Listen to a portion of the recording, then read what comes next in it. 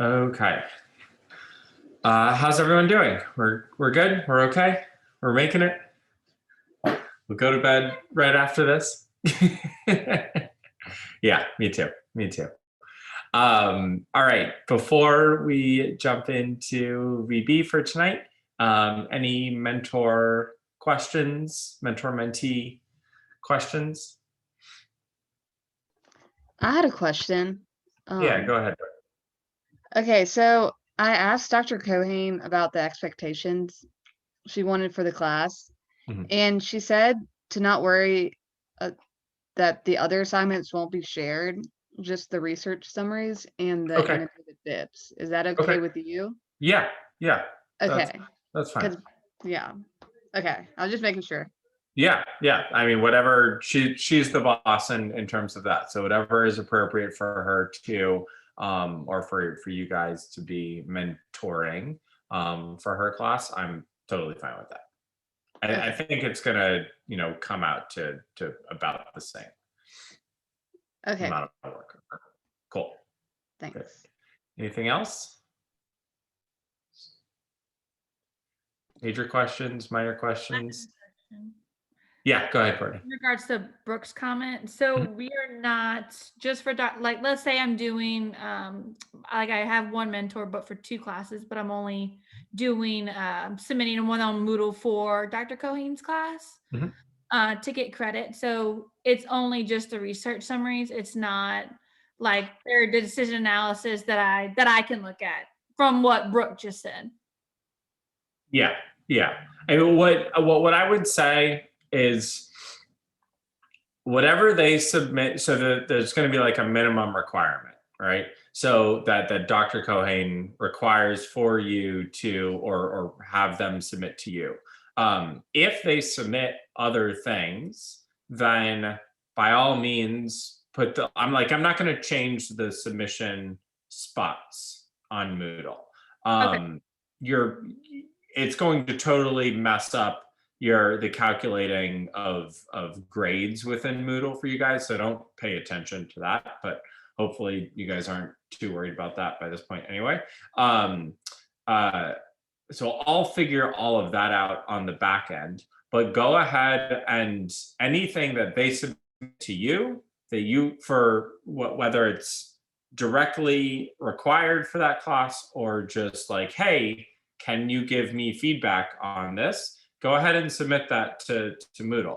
And I would go so far as to say, like, if you're turning in Dr. Cohane's class for a grade in this class, but you are also mentoring someone in 547, and I know I'm late on this, but you want feedback on your feedback for the TGS quizzes, let's say, go ahead and submit those too, and just say not for a grade, like in the comment section. And then I'll be able to go from there. All right.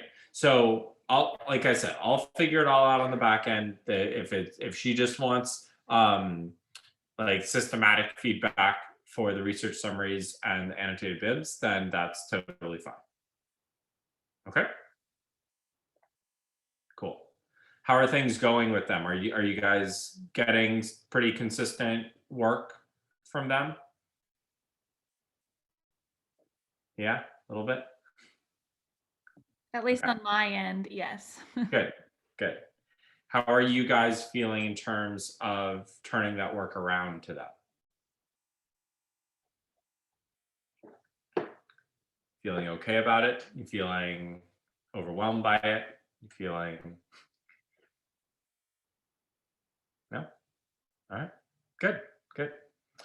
Okay, then we will go ahead and jump right into our verbal behavior discussion for tonight. So today we are going to be focusing on the listener pie.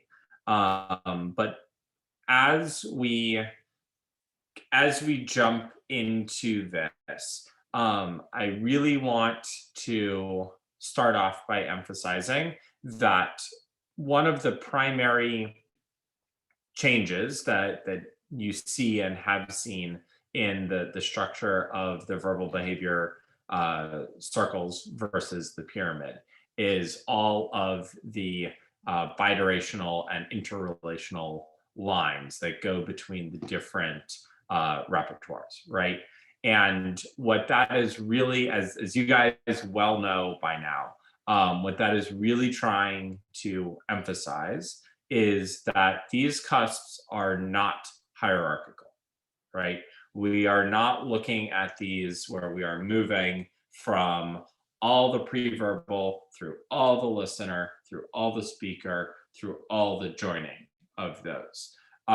It's very much, these pre-verbal foundations are prerequisite skills. There's no question. We are going to need these before we move down. But once we get past that point, we are no longer, we were never saying it, but we're really trying to emphasize that what happens next is not necessarily predictable.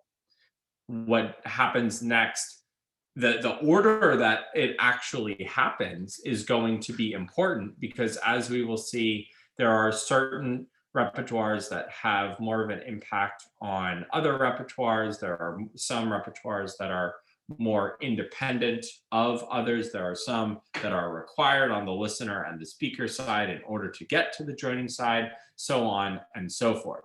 So all of the arrows that we see in all the directions that we see them are significant. And induction of one cusp or capability is going to have an impact on other repertoires within the circle, other repertoires in the opposite circle, other repertoires in the interactive circle. So really avoiding looking at these things in a hierarchical way.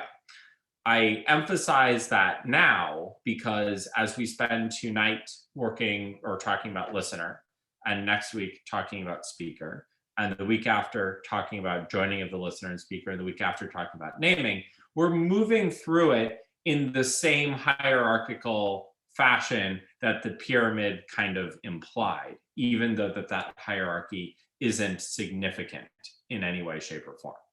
All right. So I don't, just to continue to emphasize, even though we are going through this in an order, it is not the order. All right. Cool. So last week we left off with parroting as something that it was the last slice left of the pre-verbal. And I said that we would use that as our launching off point to move into listener, but kind of open the door between listener and speaker. So when we talk about parroting in general, we often, and I think appropriately so, address parroting as either non-functional or as faulty verbal behavior, right? If we have children with developed speaker repertoires and we are seeing parroting, then that is often a behavior of concern. That is often a behavior that we are looking to decrease or shape or move into some other repertoire. So if that's the case, why is parroting on this this circle, this pre-verbal circle, as a prerequisite cusp for listener and speaker behavior? How do we go? How can we justify it being both a pre-verbal foundation for listener and speaker behavior, as well as faulty verbal behavior when it's observed later on? What are you guys' thoughts?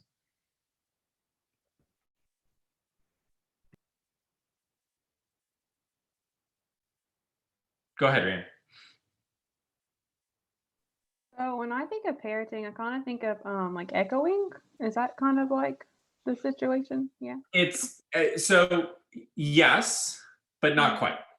No. Okay. So it is very much related to echoing, but the differences between them are significant. So let's start with that. What what is parroting? What is parroting as a behavior? What is parroting as a behavior contingent on a natural reinforcer, and what is that natural reinforcer? What do you guys understand that as? Is it kind of like echolalia in a way? Kind of. Okay, I Um, don't know. No. It's a significant difference. That they're always that they're very much related, but it is indeed a significant difference. So Isn't it pre-verbalizations, vocalizations, but isn't it with point-to-point correspondence? Or am I totally off? no, you're not totally off, but same kind of area. It's getting conflated with that echoic and faulty or functional repertoire. So I want to find where that line is. Okay, Clarissa. I don't want to be wrong, but is it Safe space. hearsay correspondence? Like hearing it and saying it, the correspondence of it is reinforced? No. Well, wait. Go. Say that again. Say that again. Hearsay correspondence? I'm just going to say the exact same thing because I really don't know. I'm just trying.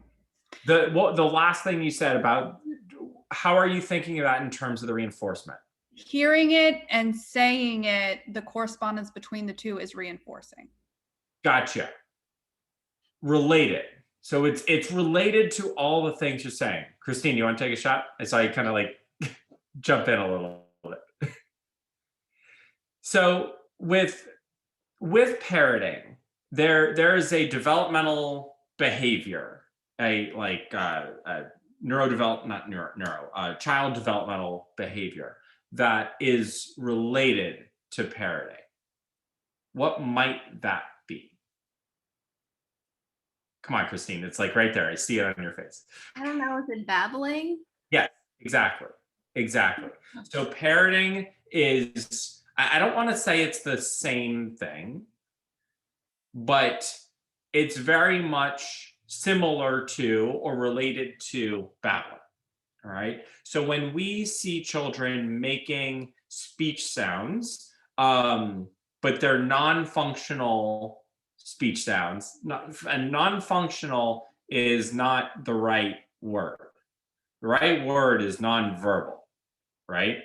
They are speech sounds that cannot be directly reinforced by a listener, and by listener behavior of another. So they are the speech sounds that a child is making are not behaviors that can elicit a response in a listener that will reinforce that speech sound. All right. There is a very small window where parroting is a functional behavior before it turns to echoing. All right. As soon as the caregiver starts babbling back and the child starts attempting to imitate the sounds that the caregiver is giving, now you have the beginnings of echoic behavior. All right. That's what mama and dada derive from, right? They derive from parroting, they derive from babbling, they derive from those early echoics. So what is the reinforcement for parroting, and how, let's start there. What is the reinforcement for parroting? Automatic. What kind of automatic?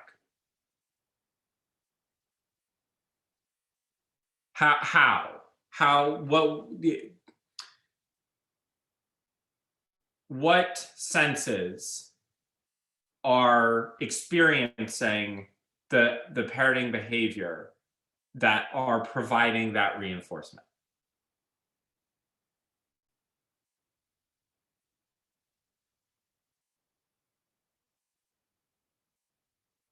What is the child, when the child emits that behavior, how are they experiencing? So like if I have a stereotypic behavior where I take one of those things where you roll them back and forth in my hand and the ball goes like that really quickly, and do that right in front of my hand like that. What sense is providing the automatic reinforcement? Auditory? Not Like for this listening one. to it?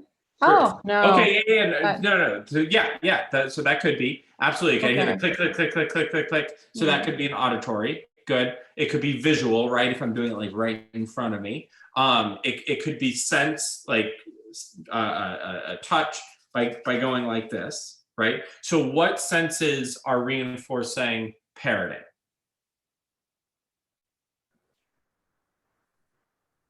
Auditory. Yep. So the first is that you're hearing it, right? What else? You're seeing your mother's mouth move. That's when it starts to move into the echoic. So before that, what's important to understand about parroting is parroting actually happens absent of anybody else, right? So the child emits some random sound and they keep doing it independent of caregivers. So they're hearing it and like, oh, that's cool. What else?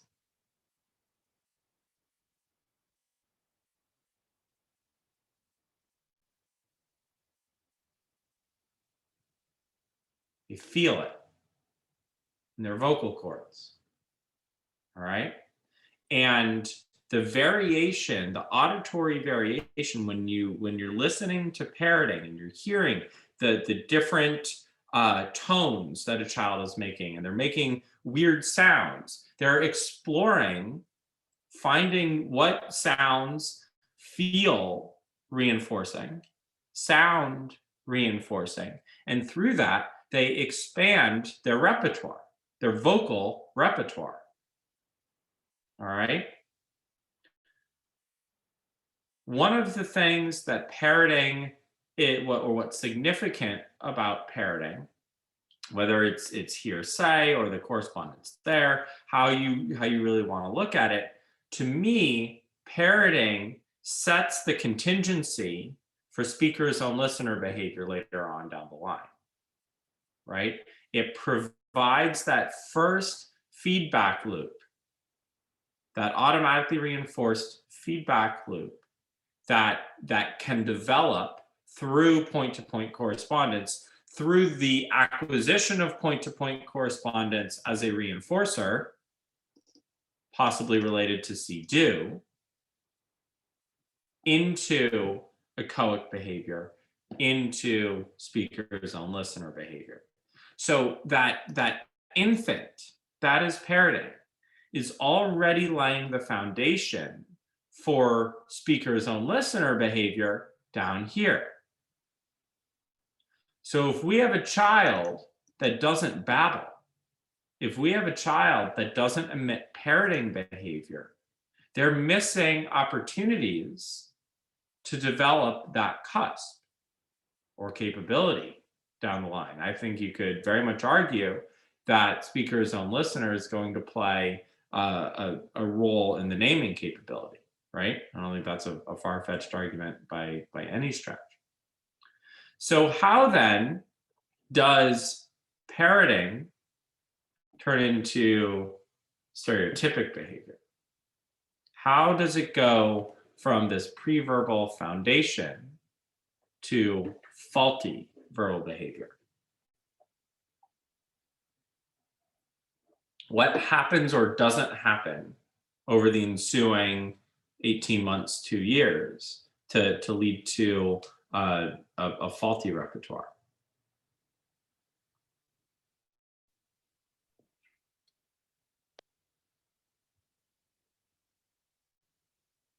Go ahead. Is it because it's not functioning under anything in their environment? Like, would that be why? Yeah, so that ends up being the end result, right? Is that this behavior gets strengthened over time through the process that we're talking about, and ends up as this non-functional vocal repertoire, right? So, like I said, there's this there's this small period where it's functional, but if that behavior is strengthened through its own devices, you're taking the automatic reinforcement of that behavior, that the natural automatic reinforcement, and it's getting stronger and stronger and stronger and stronger, and you end up with that is the vocal repertoire, right?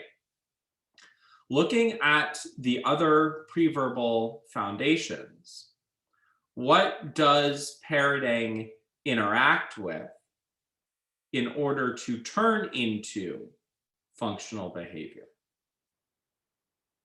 I want you to start thinking, I'm actually just kind of putting this all together right now, which is really cool. I want you to start thinking about what we talked about last week, when you start thinking about your clients that have non-functional vocal behavior, such as parroting. I want you to think about how old they are. I want you to think about their instructional histories. I want you to think about their missing repertoires. And I want you to think about how does this whole picture develop?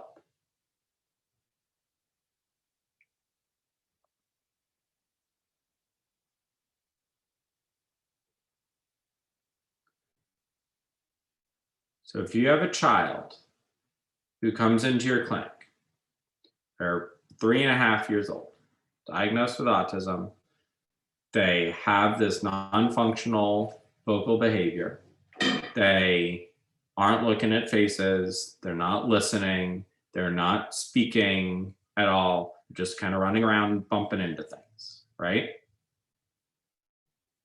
That's the end product of this faulty preverbal foundation.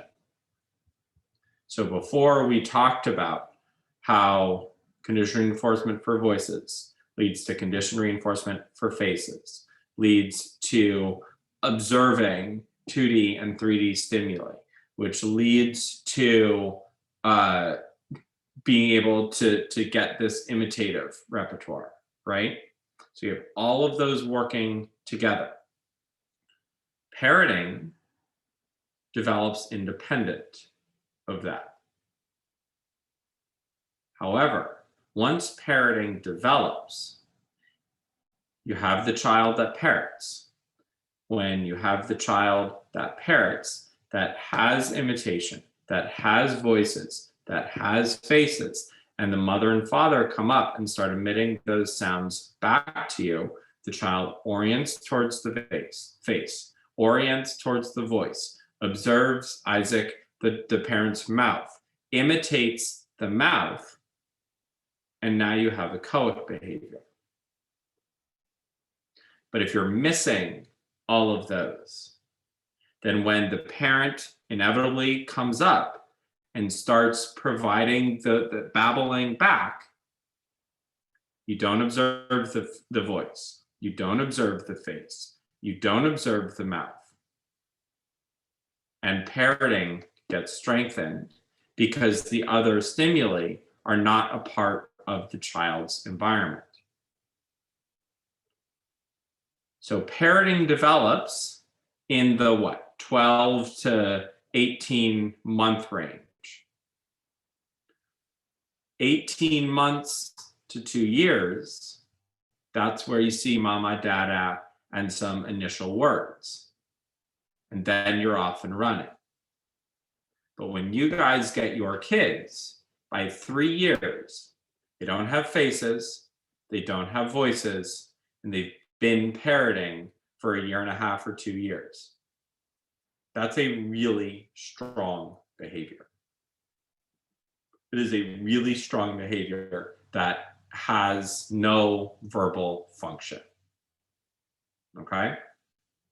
So as a foundational skill, parroting is very, very important because that's the initial behavior.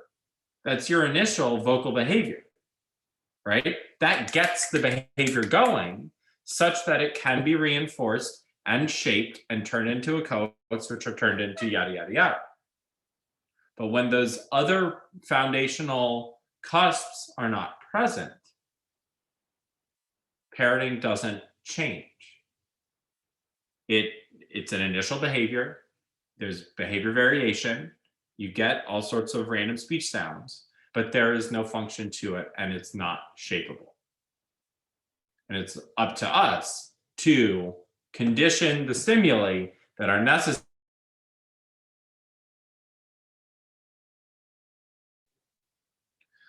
So do you see how all of those preverbal foundations are beginning to interact to set the stage for what is to come? Yeah? All right, cool. Good. So using that as, oh, someone made a comment. I missed it. I apologize. There we go. Yeah. I don't know at what point you said that, Clarissa. I apologize. I have it up now. I can see everyone and the chat. So from this point forward, as we go through these pies, I think it is important to look at each of these cusps in two different lights. First, we have to look at how and when and why the cusp develops naturally, and how and when and why and in what way is the cusp induced when it is absent. The end result should be the same, but the process is very, very different. All right, for each of those things. So where do we want to start? We have auditory matching, we have listener literacy, we have conditional reinforcement for listening to stories, and obviously we're not going to start with unidirectional naming because that's going to be the last thing that jumps us off into next week. So which of those three do you want to start with? Auditory matching. Great, we're going to start with auditory matching. I was asking which one do you want to talk about first, not which one do you want to, which one comes hierarchically. So I don't know how you responded, but I'll take it as that way. So let's talk about auditory matching. All right. What significance what is auditory matching? What is that? What does that mean?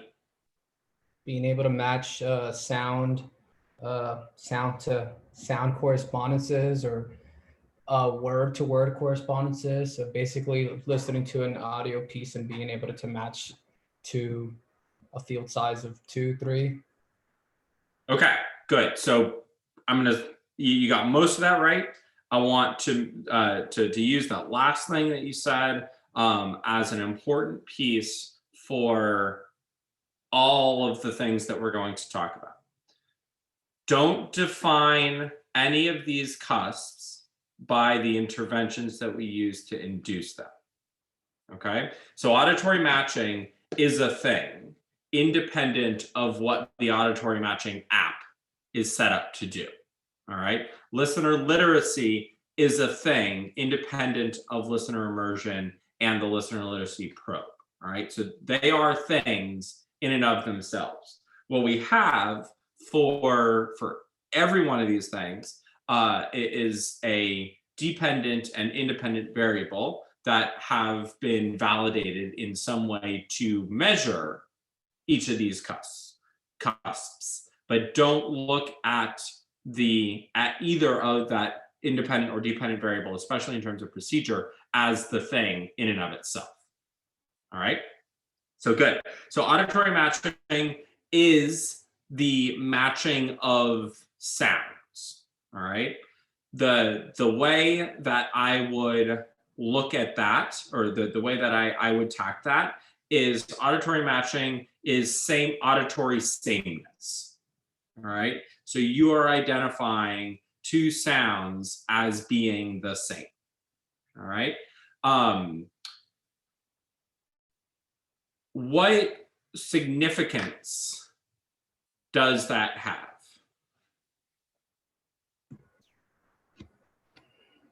Some of the research has shown that it can actually condition voices as like as a byproduct of like having the auditory matching repertoire. In addition to that, induce the listening component of this pie. So I'm specifically thinking like advanced listener literacy as like what we're probing. Some research has shown that those specific advanced listener literacy and voices are usually are derived through the mastery of or the acquisition of auditory matching. Okay, good. So what if, you know, you're talking, you're giving a lot of really good examples of kind of big pieces that can be derived from this one piece. So what is happening when when auditory sameness is being induced? Why might that as a behavior, as a cusp, as a repertoire, why might that lead to more advanced cusps? What is significant about auditory sameness that opens the gateway for some of these other things? I'm not fishing for a particular answer.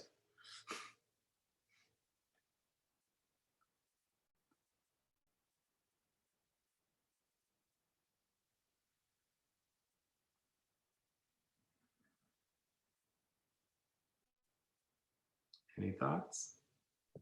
With also not positive on this one, but with knowing sameness, you might also be able to say what isn't the same. This is not a match, so you are able to discriminate now. Okay, cool. I like that a lot. The significance of the foil, the absence, the opposite, is very important to shaping any of these types of repertoires. I like that a lot. I hadn't thought about it in that way. So if you can identify speech sounds as being same, then you should be able to identify other speech sounds as being different. Try to tie that to listener literacy. Try to tie that to echoic behavior. Try to tie that to some of these other repertoires. What is the significance of that differentiation?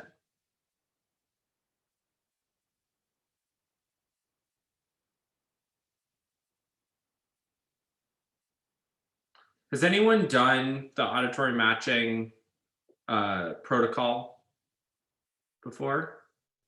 All right. You guys are at an advantage because you've heard the stimuli that are used for that app. Don't worry about the basic phase. That's a training phase, right? In the more advanced phases, you're matching phrases that are 3 to 10 words in length that maybe have 1 or 2 different words in them, and those 2 words that are different may sound similar to each other. And you have to auditorily discriminate between those 2 relative to a match, right? What what does that process do? It does a lot of things. And now I am fishing for an answer. What does that do? That's the question on the table. And I'll help you guys get there. When you are, put yourselves back in ABA 1, sorry, bear with me. You have all these definitions to learn, right? You have hundreds and hundreds of definitions that you have to learn. You get something like positive reinforcement. It's kind of algorithmic. You know, you're familiar with the language. It makes sense. It's pretty straightforward, right? You read the definition. Think about it for a second. You read it again. You think about it for a second. Then you try and say it back to yourself in your head. And maybe you get it, maybe you don't, right? Do that a couple more times and you get it. Okay, that's example 1. I'm telling you in advance, I can no longer do this party trick. But does anybody remember learning Jack Michael's definition of a stimulus? So does that ring a bell for anyone? No. Okay, that's totally fine. The definition is about 20 words long, 25 words long. They are not word combinations, especially at an ABA 1 level, that you are fluent in seeing in pattern. There's new vocabulary embedded within that definition. It's a very complex definition. So if you're trying to memorize that definition, you read it, you say, what the hell did I just read? You read it again, you read it again, and you say it back. You don't get anywhere. You read it again, and you say it back in your head, and you don't get anywhere. What is your next behavior? You as a verbal adult, what is your next behavior?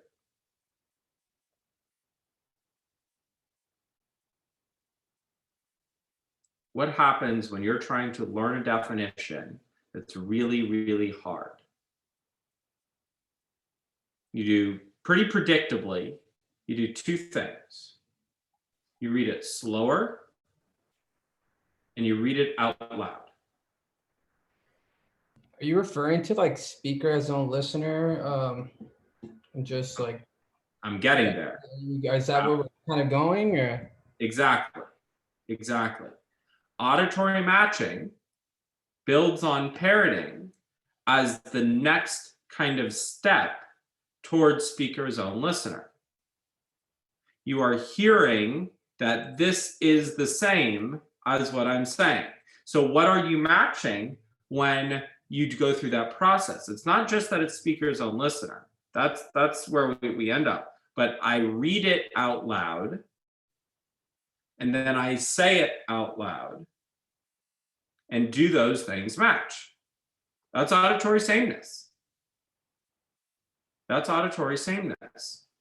What auditory matching does is it forces, so when you're working with kids with faulty verbal behavior, right? And one of the things that auditory matching is supposed to help with is point-to-point correspondence for a coax, right? So how the hell does that happen, right? We're talking about a listener behavior and a coax or a speaker behavior. But what actually happens? We have, I say, the dog and the cat, and then the other one is the dog and the pet. And I don't hear the difference, and I can't match it. So I now say them out loud. The dog and the cat, the dog and the pet. All right, it sets the EO to emit the vocal behavior, to listen to the vocal behavior, to match to the other vocal behavior and identify sameness. So how does that help articulation? If you say the dog and the cat, and the dog and the cat, and you have an articulation challenge between cat and pat, then you are not going to be able to discriminate between those two. So again, that sets the EO through listening to try and enunciate the difference between k and p. Okay? That's so weird how you're saying that. It's because I was just doing it with my client today, and he started, you do the protocol and you say match, and he started actually saying what the original stimuli said. He's starting to do that, and he's starting to articulate more within his manding, like, because he's like, this is what I want, and I'm going to tell you. And it's literally, he's trying so hard because he wants that. He has an EO and he wants that. So I can see how auditory matching it goes inside going with the speaker behavior. It's crazy how Awesome. Good. No, that's fantastic. And that's why, auditory matching is such an interesting protocol, because what is the measure? What is the dependent variable? It's those 100 echoics. It's a speaker. It's a speaker. But what's being induced through a speaker EO is listener behavior. And it's setting the stage for that speaker as own listener behavior. All right. So already we should be seeing how this arrow is working, both directions, as well as this arrow. So it's not just about naming. It's about all of these things and how they interact with each other. All right. So auditory matching, that's an interesting one. That's a really interesting one to start with, because it does look at, it does have this speaker interaction that is very much related to this parroting, to voices, to echoics, to naming, to say do, to all of these different components. So that's a really, I would call that a nexus protocol. It is one that everything goes through to flow, and it's not one that's thought of that so often. I will say, in terms of our faulty repertoires in clinic, is we typically look at that as kind of contained within the auditory sameness dependent variable. We look at, can you identify or can you match sounds, complex speech sounds? We don't always run that 100 echoic subtest to see what the effect is on that speaker behavior. And to me, that is the most important component. All right. Cool. Any questions there? I want to make sure we get through everything we need to in the next half hour. All right, let's move on to listener literacy. All right, this is kind of the defining listener piece, right? What is listener literacy? What is the protocol? What is the significance? Kind of throw everything against the wall. What do you guys know about it? What do you feel comfortable with? What questions do you have? Let's start there. Who's done listener literacy before? Who has measured listener literacy? Who has run listener immersion as a protocol? All right, a few. Good.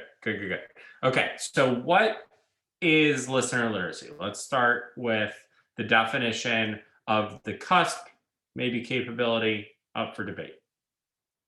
What is it, and how is it measured?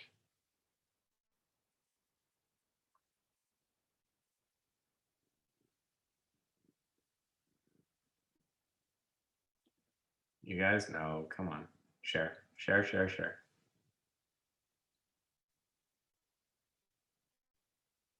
Y'all just raise your hands, so you've outed yourselves.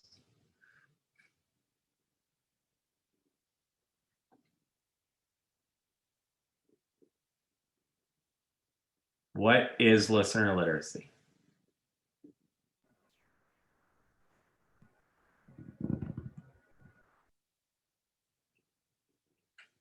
Turn to your mic on, Isaac. You're up.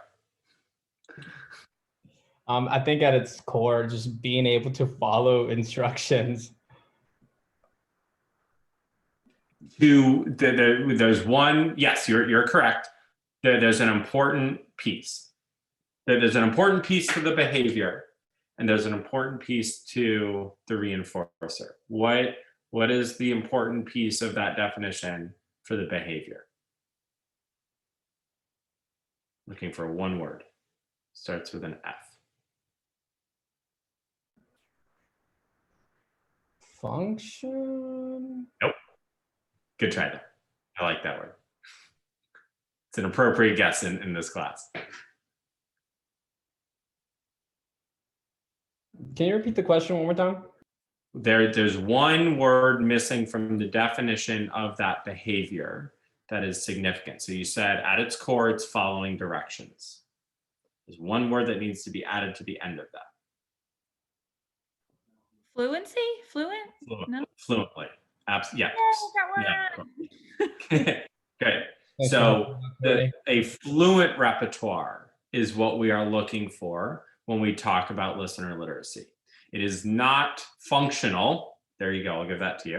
It is not functional to have a listener repertoire that is not fluent, right? When we have a listener repertoire that is not fluent, we have children that don't complete all their directions. We have children that don't respond with an appropriate latency. We have children that maybe don't respond at all. What does fluency, how am I going to ask this? What does fluency represent in terms of the reinforcement for listening?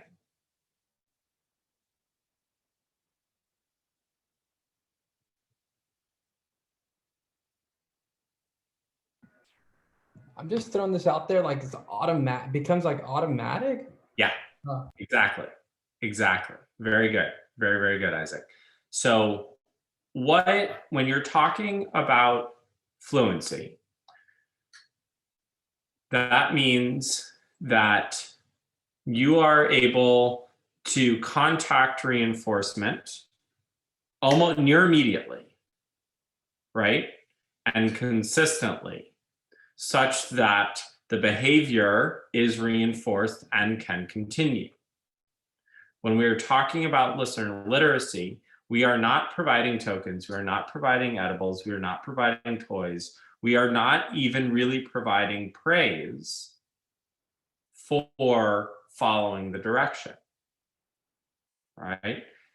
A literate listener is one who contacts reinforcement through the point-to-point correspondence between what they hear and what they do. All right. Do you guys see that? So when you do listener literacy, when you do the listener literacy probe, you are following an amount of directions to fluency. When you do the advanced listener literacy probe, you are following directions despite a distractor, right? That means that despite a setting event, you are effectively inputting a setting event, right? And saying the listener behavior has to serve as a strong enough reinforcer that you are going to emit this behavior despite the setting event. All right.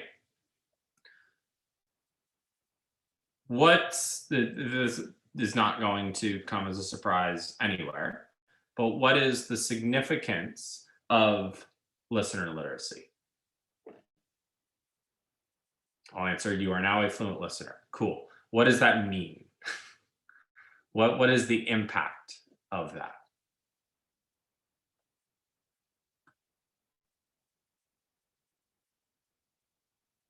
One of the reasons I like this class is by asking all of these questions, I actually get to think of these different pieces in new ways. And each time I have a conversation about it, I really see see one of these things, one of these protocols, one of these cusps from a new light. And I just thought of a new way of looking at what listener literacy does through the conversation that we just had. All right. So if you have a fluent listener, and listening is an automatic reinforcer, listening and matching what you hear with what you do functions as a reinforcer, right? When you sit down at a table with a fluent listener, you are an SD for delivering directions. The directions, when followed, function as a reinforcer, which means that you are an SD for listener reinforcement. You have advanced instructional control.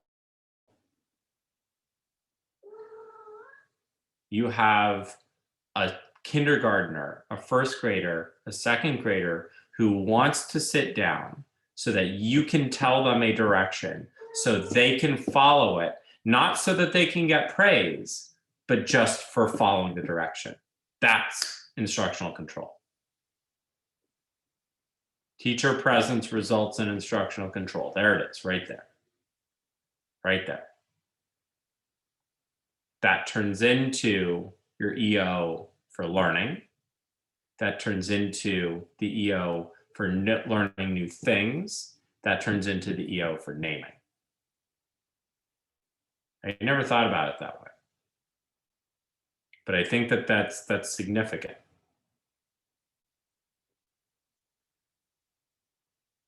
What I hope you're starting to see is that all of these and as you look across these different circles, what you should already be thinking about is that all of these pies up here too are going to have natural reinforcers, right? They're all going to have reinforcers that automatically occur as a result of the behavior being emitted. Some cases it's going to be automatic. Some cases it's going to be purely social. But they're all happening in ways that don't involve the delivery of a token, of an edible, of praise. Don't tell me that the reinforcer for tact is praise, right? It's social, but it's not praise. It's extending the tact.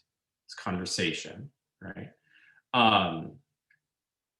But they all happen in such a way that you can contact reinforcement in the natural environment. You can contact reinforcement in social settings. You can contact reinforcement without tokens, without edibles, without prosthetics, without praise.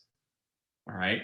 So as we continue these conversations, I want that to be where your mind is going. How is this going to be reinforced naturally? How are these things conditioned and reinforced for adults? Do adults have listener literacy? Yes. Right? No tokens, no praise, no nothing. We are given directions that we don't want to follow. But we do it anyway, for the most part. Right? these are the building blocks for everything else that we do. All right, good. What is the intervention for listener literacy?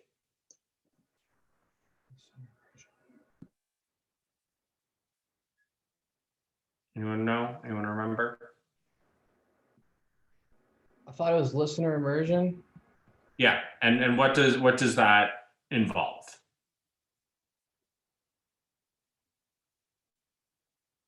Super straightforward, right?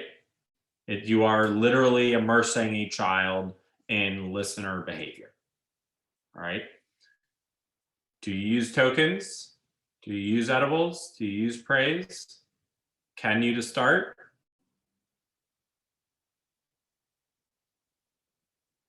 Yes or no? What do you guys think? Can you use those other reinforcers at the beginning of the protocol to get a child going?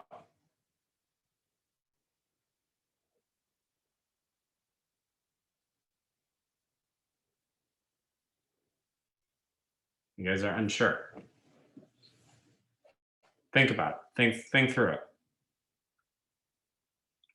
You have a child who's not a fluent listener. They are sometimes they follow directions, sometimes they don't.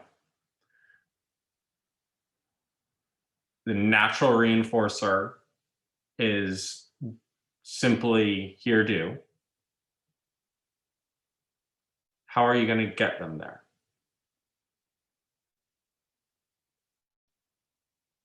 Is simply providing directions in a controlled environment without reinforcement going to get them there? No, probably not, right? So do you provide those other reinforcers? Can you provide, let me put it that way, can you provide those other reinforcers? Yes, okay. What are you doing? By doing that, what are you doing? Pairing.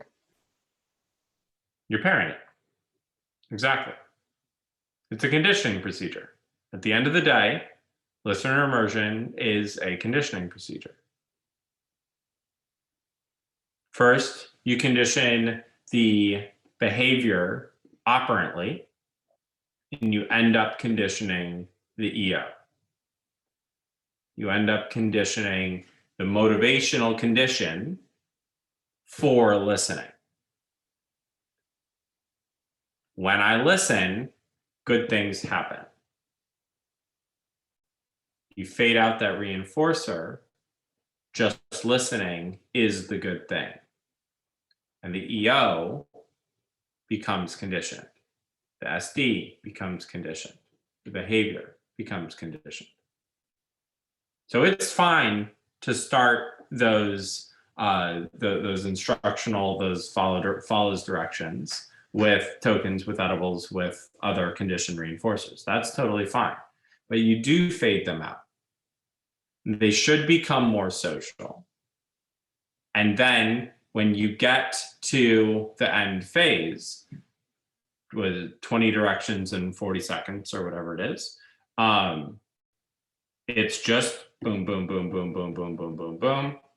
No praise, no tokens, no edibles. You have to, in order to say you are a fluent listener, you have to respond fluently.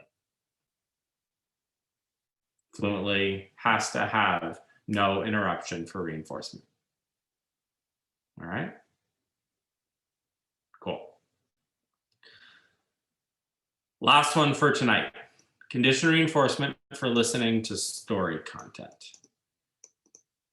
This is a newer one, right? This is a newer component to the verbal chart. So what is that? Why is that here? Why is this here?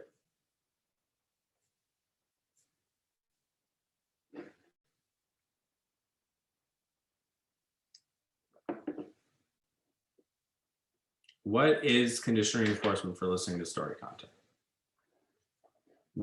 how does it fit in?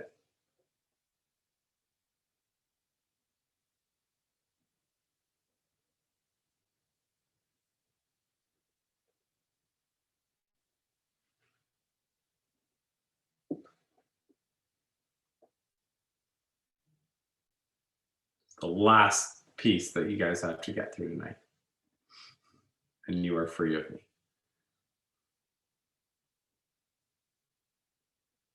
Where are we going with this?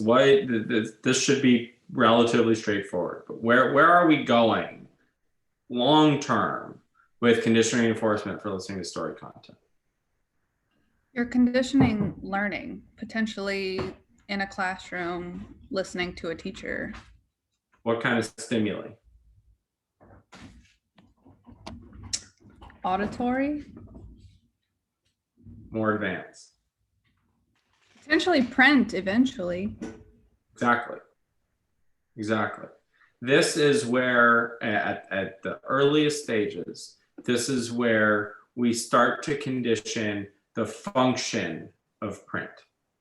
You could make an argument that within 2D stimuli, you should probably be throwing some print in there. But print at that stage is non-functional, right? Print is just a symbol. This is our first opportunity to take some of our previously conditioned stimuli, voices, faces, listener literacy, auditory matching, use those as conditioning agents for the function of word. The function of word as it relates to print. Listener literacy is going to condition the function of word, of spoken word, right? But now we're saying these things, these symbols have meaning through all these other stimuli that have already been conditioned. All right. I think when it comes to conditioned reinforcement for listening to story content, this is kind of a last, it's like the last piece of the listener puzzle. This was not prominent on the pyramid. It was there, but it wasn't prominent, right? But if you look at this, listening to others, listening to sounds, beginning to listen to self, and I'm going to say listening to print, reader behavior, speaker behavior, listener behavior, joint behavior. All of these are looking at listening from a different verbal direction. When we put it all together, if we can listen from each of those directions, now we are a listener.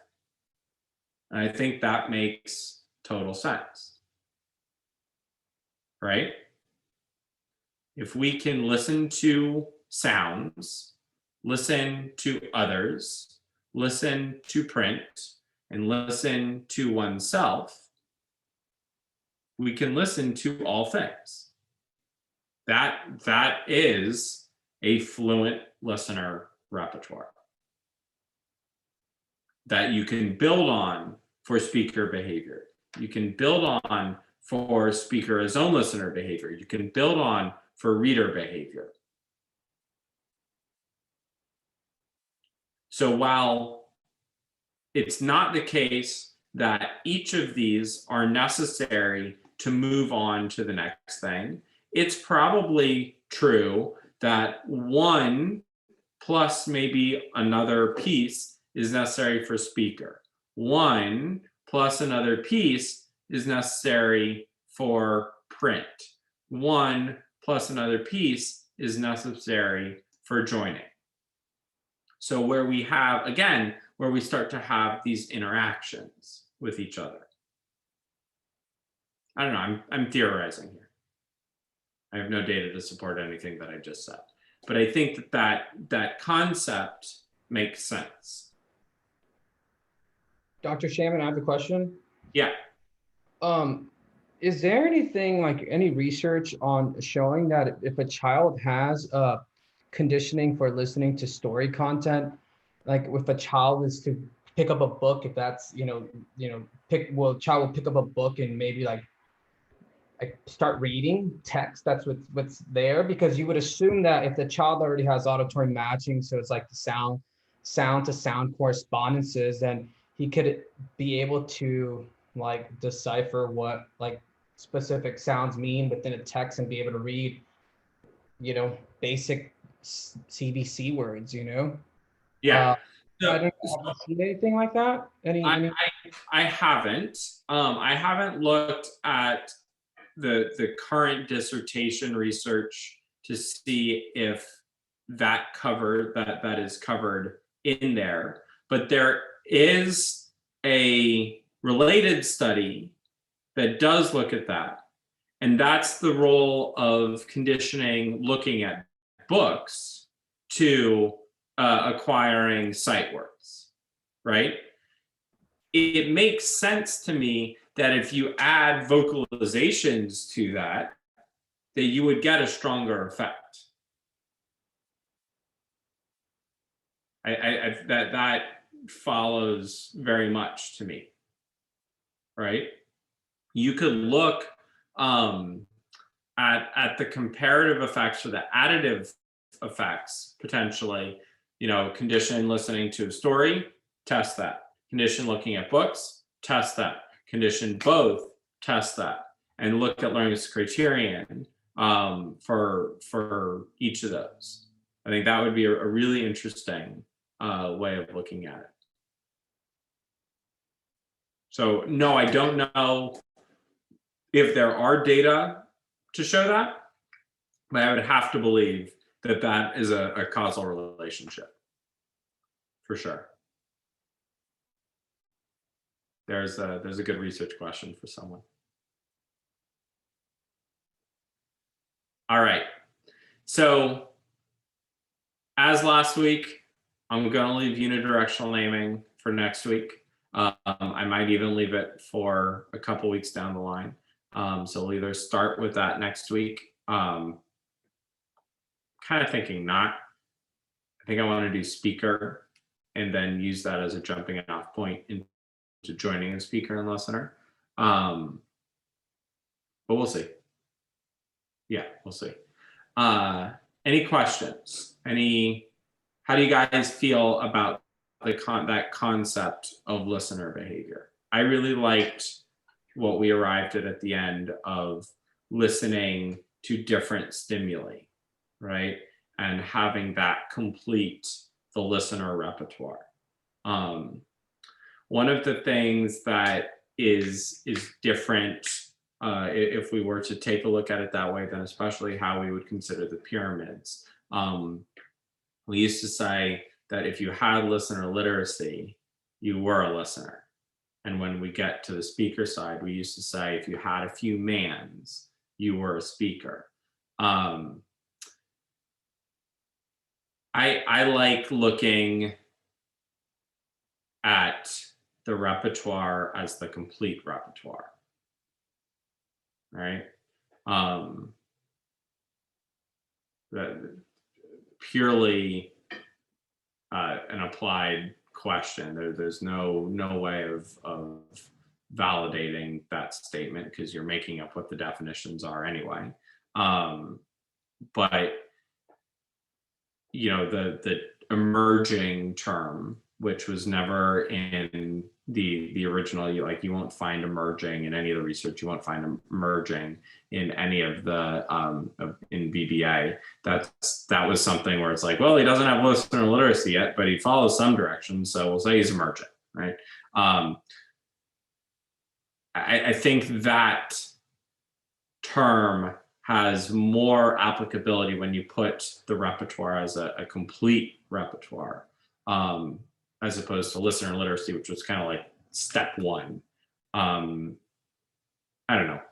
I think it's important to understand, again, these are not hierarchical, but they're looking at the listener behavior, the listener repertoire from different directions. And to say that one is a listener, you got to do all of them. You really got to do all of them. Yeah. Any thoughts?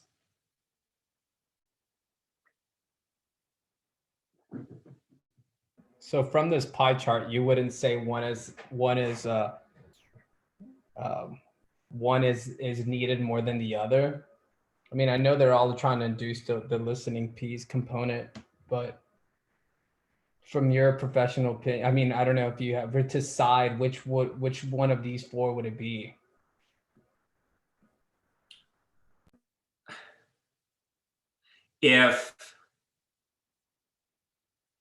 If I am told I have a kid who is never going to have all four of them, and this is why this becomes an applied question, and I think it's an important.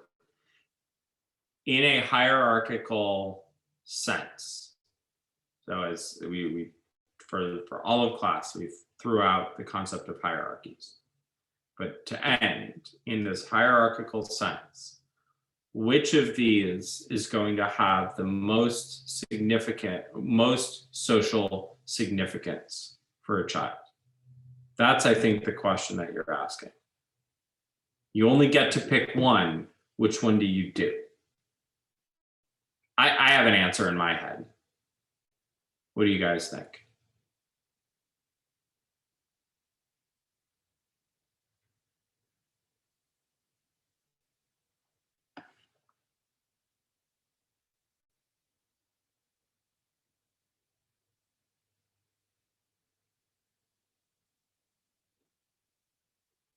There's no right answer. I can definitely tell you that.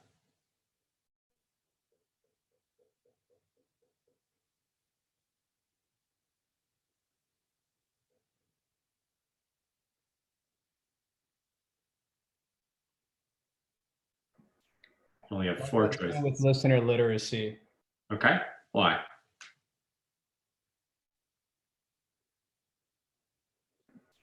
Because I think in life, I mean, like that is I think that is just like a very fundamental just fundamental repertoire to have. Yeah, I mean, other than that, I mean, it's like we use it every day. I mean, we act as both listeners and speakers in conversations. Yeah, I mean, No, good. I think what you just said about we act as listener and speakers is why I would choose auditory matching. But I said listener literacy first, and then I was like, just kidding. I changed my mind. Auditory matching, because it also involves, well, at least with the protocol, involves a coex, and so it involves that speaker behavior as well as listening. So it's like input and output. But again, I just changed my mind like literally a second ago. I like it. Good.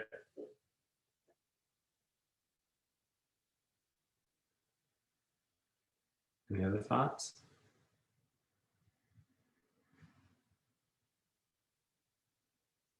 The significance to me of listener literacy is that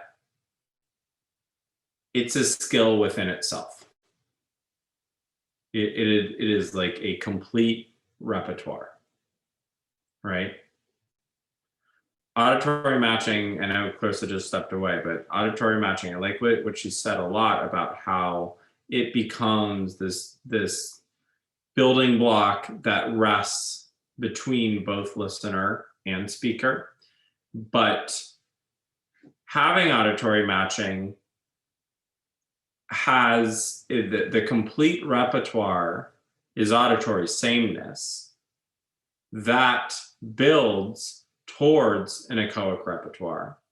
But if you have an echoic repertoire, let's say that the echoic repertoire stops at the bounds that auditory matching provides, then you have a non-functional repertoire, right? But going with auditory matching, it also involves listener literacy, because if you can know that put it in the cup is not the same as put it on the cup, then that is significant as well.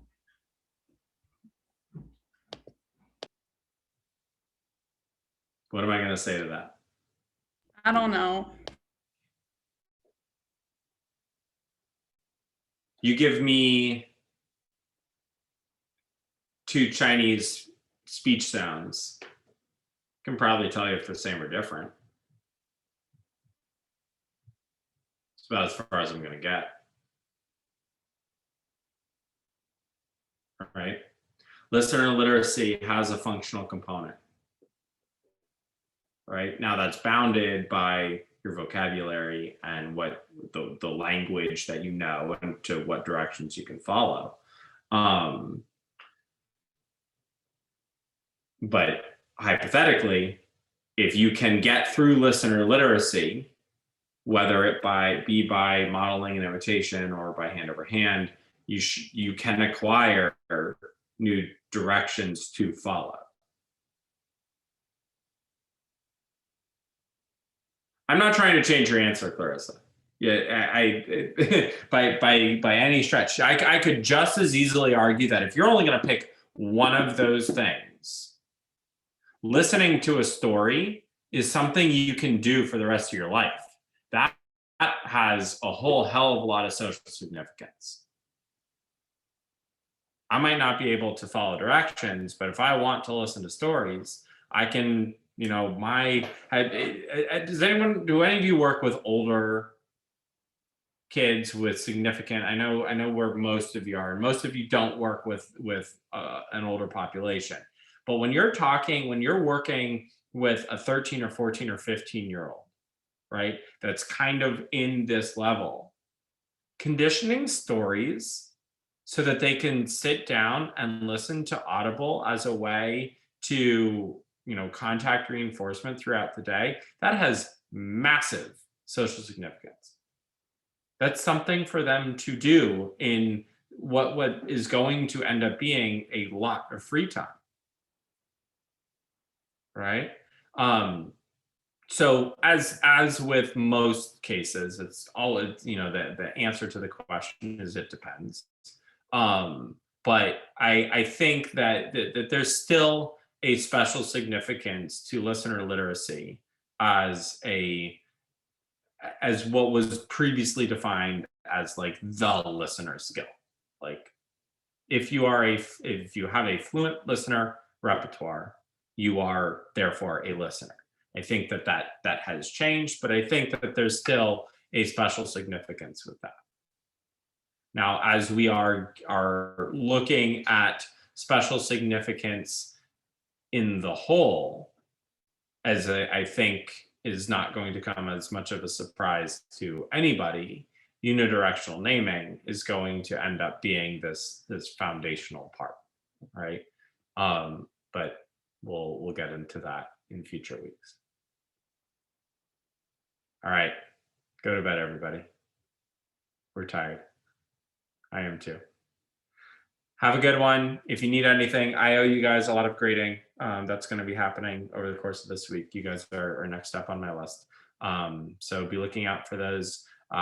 If you have any questions about mentor-mentee work, don't be afraid to shoot them over.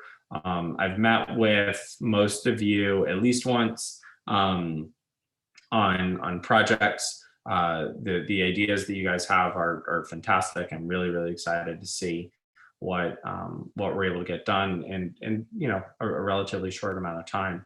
So keep it up, keep scheduling those meetings. I'll do what I can to accommodate as many as I can as fast as possible, and we'll go from there. All right. Have a good one, guys. Good night.